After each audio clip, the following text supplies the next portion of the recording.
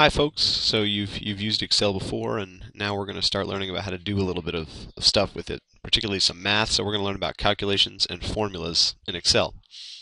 And to do that, we're going to start with a couple of objectives. Those two objectives are students will be able to perform basic math operations in an Excel cell, right? So we'll learn how to multiply things, divide things, stuff like that. And we'll also learn something called cell references and what you can do with those. And it's going to make Excel a lot more powerful than a place to just put a couple of numbers. So to do that, we'll start with math operations, and then we'll talk about this thing called cell references. We're going to start with this. If we want to do math in Excel, we just type it in. 4 plus 5. Okay, but that didn't work because in Excel you can't just type math in. You have to let Excel know that you are telling it math. So to do that, we use an equal sign. So instead of typing 4 plus 5, you type equal sign 4 plus 5, and you get 9 like you're supposed to. If you don't have the equal sign, though, you don't get anything. Right? You just get 4 plus 5. So we use equal signs. We can do plus, like I said. We can do minus. We can say equals 3 minus 6, and you get negative 3. You can do multiply, 2 times 5. Again, I forgot the equal sign, so you got to do that. Don't forget your equal signs. 2 times 5 is 10. And you can do division. We can say 100 divided by 10, of course, is 10. You can do other operations too. For example, you can do square. So I'll do equals, what's 3 squared? It's 9. So I'll do 3 with the little caret, which means to the second power.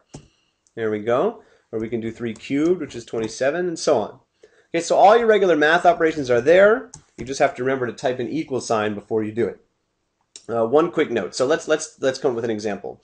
What is 4 plus 5? That's 9.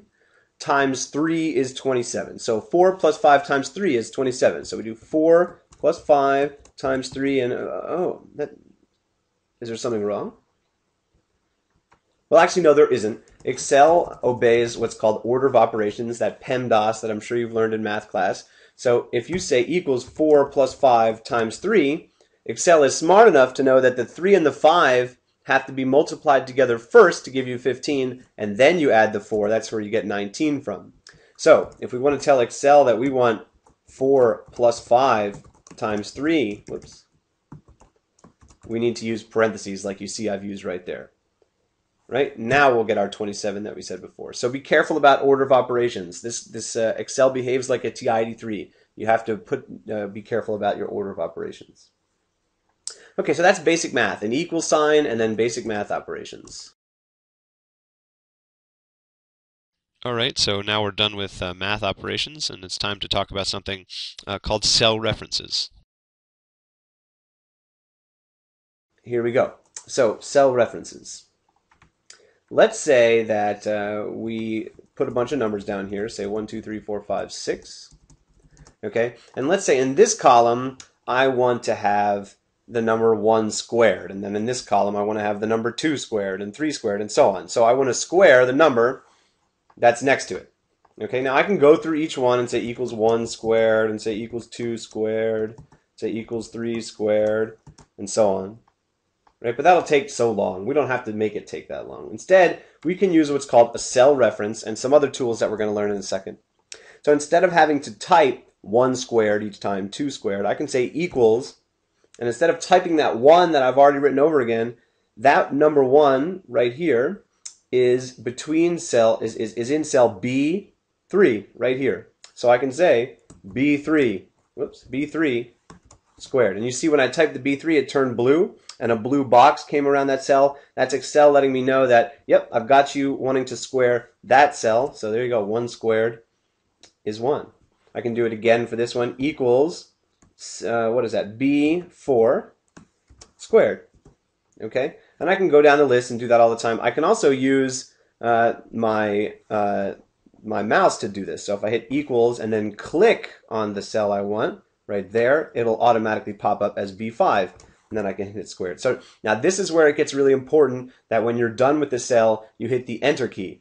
If I don't hit the enter key now and then I go and click somewhere else, well, that's not a good example. But if I say equals and then I click somewhere else, Excel thinks that I'm saying, oh, that's the cell I want. But you're just trying to click out of there. So it's important that if you want to square this one, you click here, you square it, and you hit enter. You don't click somewhere else. Make sense?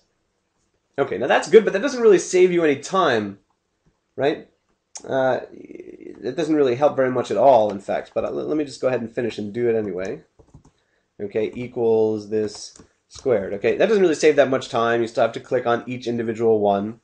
You can also do operations where you have more than one reference. So I can do this plus this if I want, you know, any of these things. I can do many, many different cell references in each formula. So I just type an equal sign and hit this, minus this, and then the number comes out just fine.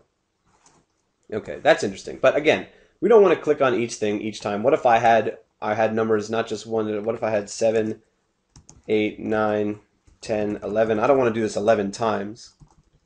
So this is the best part about cell references. So here I have B3 squared. That's what this cell says. Now the best part about Excel is if I see this little tiny extra little square in the bottom right hand corner of every cell that I select, I can click and drag that down, and boom, Excel does all the magic for you. It takes the formula that you typed in the first box, B3 squared, and moves it down to each box so that it follows as it goes down the line. And that's called autofilling, because it automatically fills the cells with content. Now you can see what Excel did if you double click on one of the cells, right? I just double clicked on this one. You can see the B7 squared is written there, right? B7 is right here, and you can see it's encased in blue. Excel is letting you know what the deal is. So if one of your formulas isn't working out, it's best to double click on the cell and look to see if Excel has got the blue box, and then if there's more than one, the colored boxes around the squares you want them to. And that's going to be handy in a second. I'll show you. So that's a really powerful tool. It's called autofill, and I'll show you another example of this in a second. Here we go. So let's say I wanted to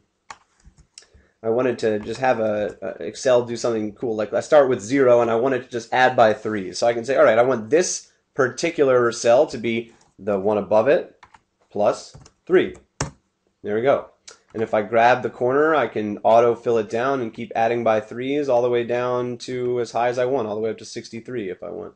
Okay, and it's automatic. I've clicked the first one and said, okay, take the guy above me. You can see it's highlighted in blue, and add 3 to it. And then when I drag down this guy, he says, okay, take the guy above me, add 3 to it, and keep going. So you can see as I auto-fill down, so does the cell reference move down. So it's not always adding 3 to 0, but the second time now it's adding 3 to 3. And then the third time it's adding 3 to 6, and so on.